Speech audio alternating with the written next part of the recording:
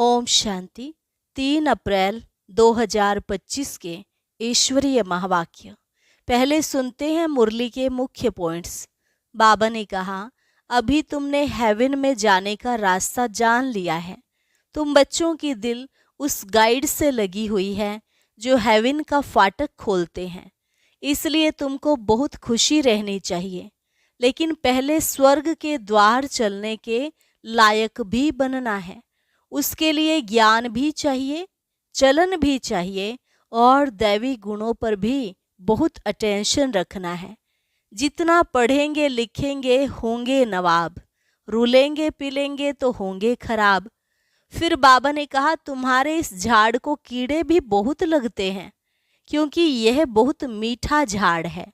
इसलिए बाप ने मन मनाभव की बहुत अच्छी दवाई दी है। मन मनाभव ना होने से कीड़े खा जाते हैं। मुख्य फुर्ना यही रखना है कि हम सतो प्रधान कैसे बने। चलते फिरते काम करते बुद्धि में एक मीठा माशूक ही याद रहे। लास्ट में बाबा ने कहा, मनसा वाचा कर्मणा, सबको सुख देना है, बहुत मीठा बनना है। कोई से भी लून पानी ना बनो, शीरखंड बनो।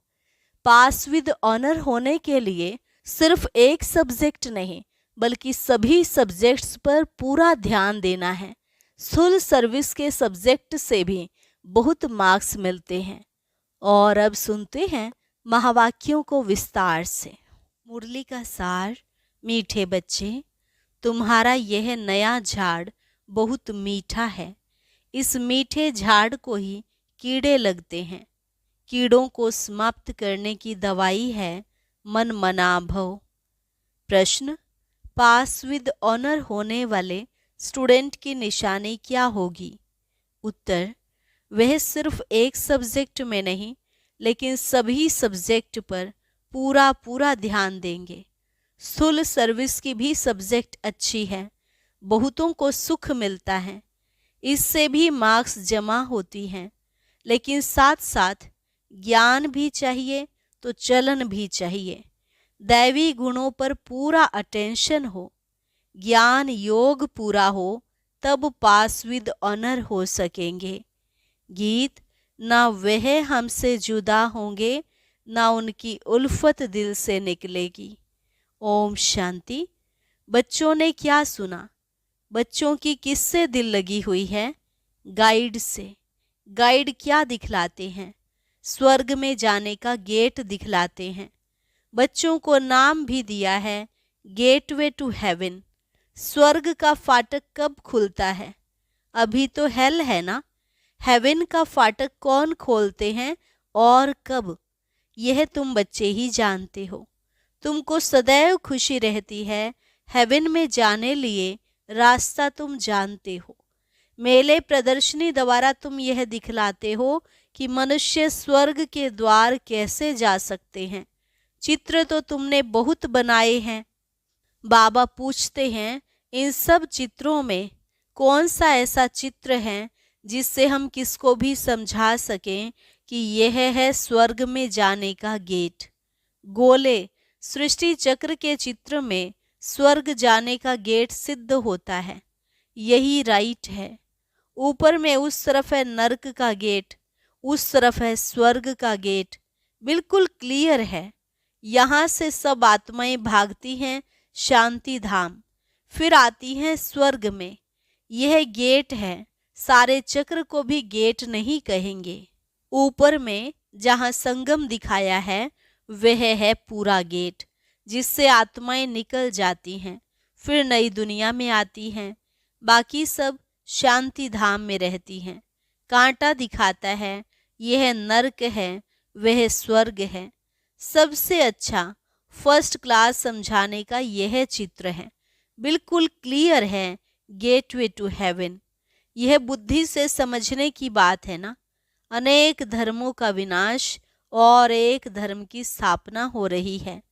तुम जानते हो हम सुख धाम में जाएंगे, बाकी सब शांति धाम में चले जाएंगे। गेट तो बड़ा क्लियर है। यह गोला ही मुख्य चित्र है। इसमें नरक का द्वार, स्वर्ग का द्वार बिल्कुल क्लियर है। स्वर्ग के द्वार में जो कल्प पहले गए थे वही जाएंगे, बाकी सब शांति द्वार चले जाएंगे। नरक का द्वार बंद हो, शांति और सुख का द्वार खुलता है। सबसे फर्स्ट क्लास चित्र यह है। बाबा हमेशा कहते हैं त्रिमूर्ति, दो गोले और यह चक्र फर्स्ट क्लास चित्र है। जो भी कोई आए उनको पहले इस चित्र पर दिखाओ। स्वर्ग में जाने का यह गेट है, यह नरक, यह स्वर्ग। नरक का अभी विनाश होता है, मुक्ति का गेट खुलता है। इस समय हम स्वर्ग में जाएंगे, बाकी सब शांति धाम में जाएंगे। कितना सहज है। स्वर्ग द्वार सभी तो नहीं जाएंगे, वहां तो इन देवी देवताओं का ही राज्य था। तुम्हारी बुद्धि में है स्वर्ग द्वार चलने के लिए अभी हम लायक बने हैं। जितना लिखेंगे पढ़ेंगे होंगे नवाब, रूलेंगे पिलेंगे तो होंगे खराब। सबसे अच्छा चित्र यह गोले का है, बुद्धि से समझ सकते हैं। एक बार चित्र देखा फिर बुद्धि से काम लिया जाता है। तुम बच्चों को सारा दिन यह ख्यालात चलने चाहिए कि कौन सा चित्र मुख्य हो, जिस पर हम अच्छी रीति समझा सकते हैं। गेटवे टू हेवन, यह अंग्रेजी अक्षर बहुत अच्छा है। अभी तो अनेक भाषाएं हो गई हैं। हिंदी अक्षर हिंदुस्तान से निकला है। हिंदुस्तान अक्षर कोई राइट नहीं है, इसका असल नाम तो भारत ही है। भारत खंड कहते हैं। यह तो गलियों आदि के नाम बदले जाते हैं, खंड का नाम थोड़े ही बदला जाता है। महाभारत अक्षर है ना, सब में भारत ही याद आता है। गाते भी हैं भारत हमारा देश है। हिंदू धर्म कहने से भाषा भी हिंदी कर दी है। यह है अनराइटियस। सतयुग में था सच ही सच, सच पहनना, सच खाना, सच बोलना। यहाँ सब झूठ हो गया है। तो यह गेटवे टू हेवन अक्षर बहुत अच्छा है। चलो हम आपको स्वर्ग जाने का गेट बताएं। कितनी भाषाएं हो गई हैं। बाप तुम बच्चों को सदगति की श्रेष्ठ मत देते हैं। बाप की मत के लिए गायन है, उनकी गत मत न्यारी। तुम बच्चों को कितनी सहज मत देते हैं। भगवान की श्रीमत पर ही तुमको चलना है। डॉक्टर की मत पर डॉक्टर बनेंगे, भगवान की मत पर भगवान भगवती बनना होता है भी भगवानुवाच। इसलिए बाबा ने कहा था पहले तो यह सिद्ध करो कि भगवान किसको कहा जाता है। स्वर्ग के मालिक जरूर भगवान भगवती ही ठहरे। ब्रह्म में तो कुछ है नहीं। स्वर्ग भी यहाँ, नरक भी यहाँ होता है। स्वर्ग नरक दोनों बिल्कुल न्यारे हैं। मनुष्यों की बुद्धि बिल्कुल तमोप्रधान हो गई है, कुछ भी समझ से नहीं है। सतयुग को लाखों वर्ष दे दिया है, कलयुग के लिए कहते हैं 40,000 वर्ष पड़े हैं। बिल्कुल ही घोर अंधियारे में हैं। अभी तुम बच्चे जानते हो बाप हमको हेवन ले जाने के लिए ऐसा गुणवान बनाते हैं। मुख्य फुरना ही यह रखना है कि हम सतो प्रधान कैसे बने। बाप ने बताया है मामेकम याद करो। चलते फिरते काम करते बुद्धि में यह याद रहे। आशिक माशुक भी कर्म तो करते हैं ना, भक्ति में भी कर्म तो करते हैं ना, बुद्धि में उनकी याद रहती है। याद करने के लिए माला फेरते हैं। बाप भी घड़ी घड़ी कहते हैं मुझ बाप को याद करो। सर्वव्यापी कह देते तो फिर याद किसको करेंगे। बाप समझाते हैं तुम कितने नास्तिक बन गए हो, बाप को ही नहीं जानते हो।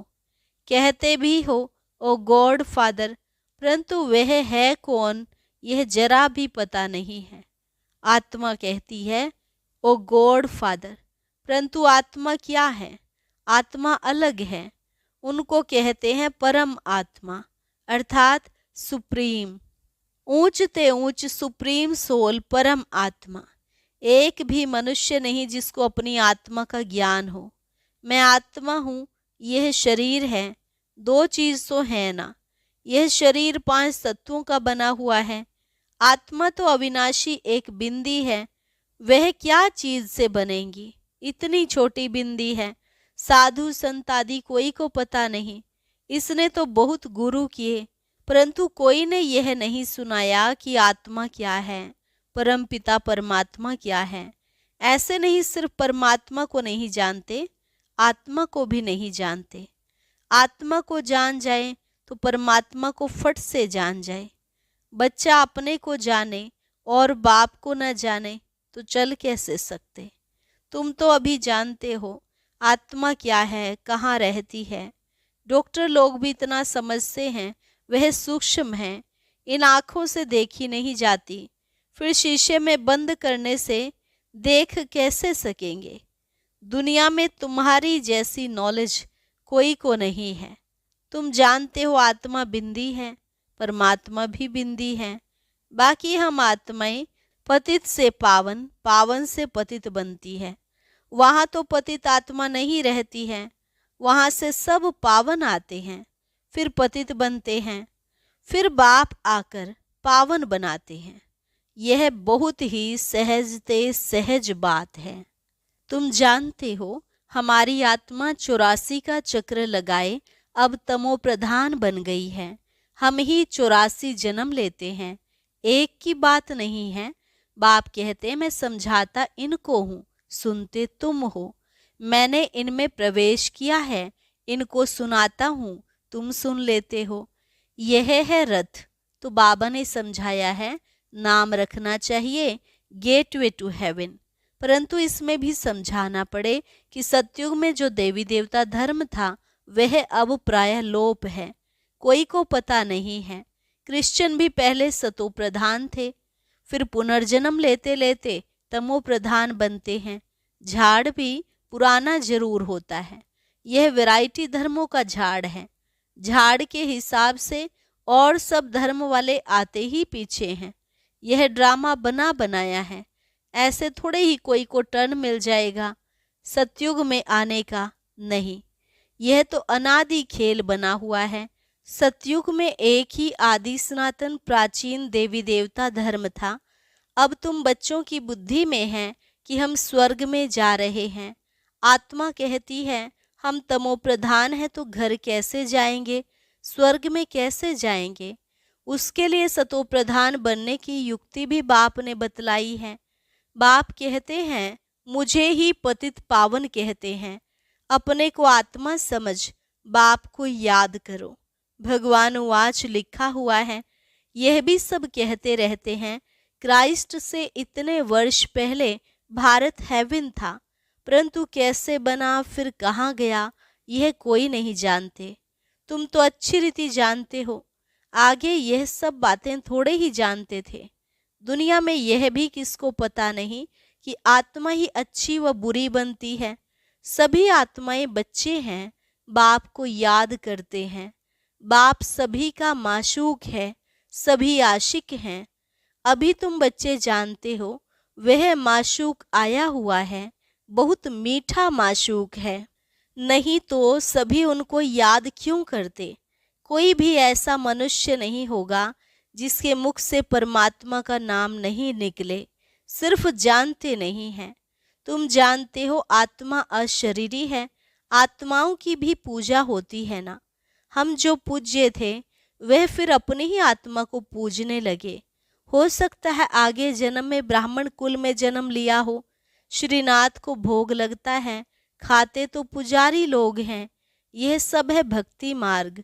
तुम बच्चों को समझाना है स्वर्ग का फाटक खोलने वाला बाप है, परंतु खोले कैसे, समझावे कैसे? भगवानो वाच है तो जरूर शरीर द्वारा वाच होगी ना। आत्मा ही शरीर द्वारा बोलती है, सुनती है। यह बाबा रेजगारी बताते हैं। बीज और झाड़ है, तुम बच्चे जानते हो यह नया झाड़ है। आहिस्ते आहिस्ते फिर वृद्धि को पाते हैं। तुम्हारे इस नए झाड़ को कीड़े भी बहुत लगते हैं, क्योंकि यह नया झाड़ बहुत मीठा है। मीठे झाड़ को ही कीड़े आदि कुछ न कुछ लगते हैं, फिर दवाई दे देते हैं। बाप ने भी मन मनाभव की दवाई बहुत अच्छी दी है।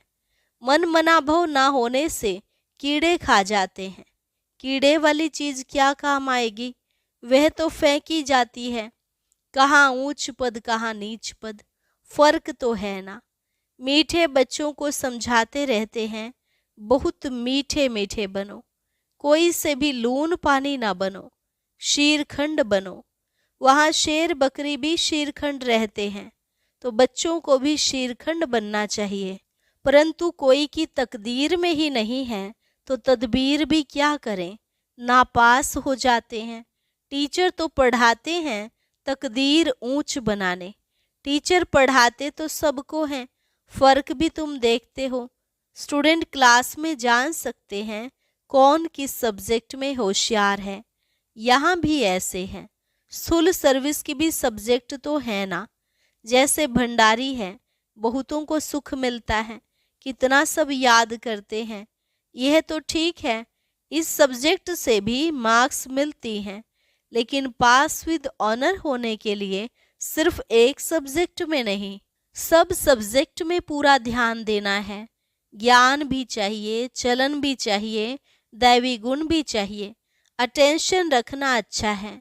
भंडारी के पास भी कोई आए तो कहे मन मना भव, शिव बाबा को याद करो तो विकर्म विनाश होंगे और तुम स्वर्ग के मालिक बन जाएंगे। बाप को याद करते औरों को भी परिचय देते रहें। ज्ञान और योग चाहिए, बहुत इजी है, मुख्य बात ही है यह। अंधों की लाठी बनना है। प्रदर्शनी में भी किसको ले जाओ, चलो हम आपको स्वर्ग का गेट दिखाएं, यह नर्क है वह स्वर्ग है। बाप कहते हैं मुझे याद करो, पवित्र बनो, तो तुम पवित्र दुनिया के मालिक बन जाएंगे। मन मना भव, हू बहू तुमको गीता सुनाते हैं, इसलिए बाबा ने चित्र बनाया है। गीता का भगवान कौन, स्वर्ग का गेट कौन खोलते हैं, खोलता है शिव बाबा। श्री कृष्ण उस गेट से पार करता है। मुख्य चित्र है ही दो, बाकी तो रेजगारी है। बच्चों को बहुत मीठा बनना है, प्यार से बात करनी है, मनसा वाचा कर्मणा सबको सुख देना है। देखो भंडारी सबको खुश करती है तो उनके लिए सौगात भी ले आते हैं, यह भी सब्जेक्ट है ना। सौगात आकर देते हैं, वह कहती है हम तुमसे क्यों लूं, फिर तुम्हारी याद रहेगी। शिव बाबा के भंडारे से मिलेगा तो हमको शिव बाबा की याद रहेगी। अच्छा, मीठे मीठे सिकिलधे बच्चों प्रति मात पिता बाप दादा का याद प्यार और गुड मॉर्निंग। रूहानी बाप की रूहानी बच्चों को नमस्ते, रूहानी बच्चों की रूहानी बाप दादा को नमस्ते नमस्ते, गुड मॉर्निंग। धारणा के लिए मुख्य सार। पहली पॉइंट, अपनी ऊंच तकदीर बनाने के लिए आपस में बहुत बहुत शीरखंड मीठा होकर रहना है, कभी लून पानी नहीं होना है, सभी सब्जेक्ट पर पूरा अटेंशन देना है। दूसरी पॉइंट, सदगति के लिए बाप की जो श्रेष्ठ मत मिली है उस पर चलना है और सबको श्रेष्ठ मत ही सुनानी है। स्वर्ग में जाने का रास्ता दिखाना है। वरदान, हर आत्मा को हिम्मत उल्लास दिलाने वाले रहम दिल विश्व कल्याणकारी भव। हर आत्मा को हिम्मत उल्लास दिलाने वाले रहम दिल विश्व कल्याणकारी भव। कभी भी ब्राह्मण परिवार में किसी कमजोर आत्मा को तुम कमजोर हो ऐसे नहीं कहना। आप रहम दिल विश्व कल्याणकारी बच्चों के मुख से सदैव हर आत्मा के प्रति शुभ बोल निकलने चाहिए, दिल शिकस्त बनाने वाले नहीं। चाहे कोई कितना भी कमजोर हो, उसे इशारा या शिक्षा भी देना हो तो पहले समर्थ बनाकर फिर शिक्षा दो। पहले धरनी पर हिम्मत और उत्साह का हल चलाओ, फिर बीज डालो तो सहज हर बीज का फल निकलेगा। इससे विश्व कल्याण की सेवा तीव्र हो जाएगी। स्लोगन, बाप की दुआएं लेते हुए सदा भरपूरता का अनुभव करो। बाप की दुआएं लेते हुए सदा भरपूरता का अनुभव करो। अच्छा, ओम शांति। अब आज का अव्यक्त इशारा और ज्ञान मोती भी अवश्य सुने।